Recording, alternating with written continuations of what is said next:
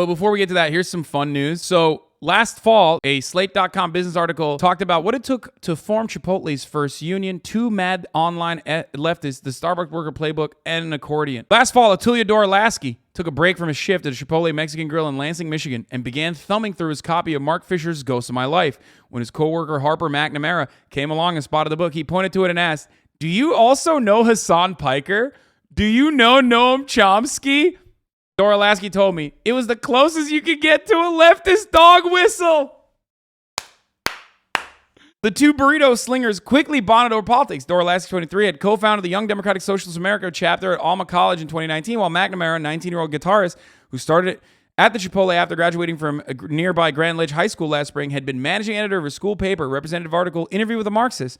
By October, thanks to a mutual frustration with their workplace, McNamara and Dorolaski were talking casually about forming a union. They soon began connecting with union organizers and fellow Chipotle workers from across the country. Dorolaski and McNamara paid keen attention to these cases, reading articles by Jacobin writer Alex Press, in which Chipotle staffers and other locations describe being exposed to biting rats and working with insufficient COVID and food safety protections. Dude, this makes me so happy. Like, this kind of shit makes it all worth it, okay?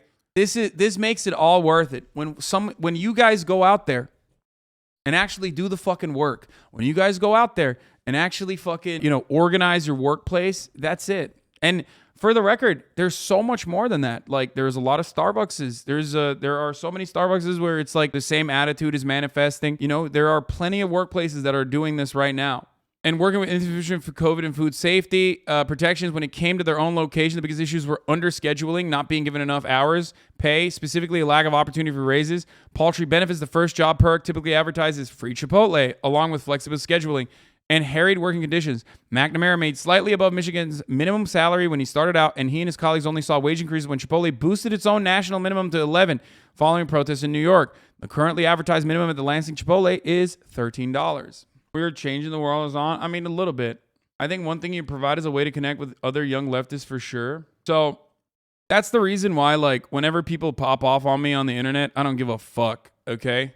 Fuck them. They can suck me, okay? If you're an online anarchist, and you're like, the best praxis is actually posting snarky memes about how fucking bad you are or whatever. Nah, bro, these are the hands we're being left in. Deep it. Look at them hands, dude. This is the new king, by the way. It's also like not an ugly, pasty white guy telling you to read theory. Not that reading theory is bad, but DSA happy hours can only get us so far. Yeah. Sausage fingers. No, these aren't Photoshop, dude. That's what homie's fingers look like. He's just eating boiled peas and jellied eels, right? And that's what happens.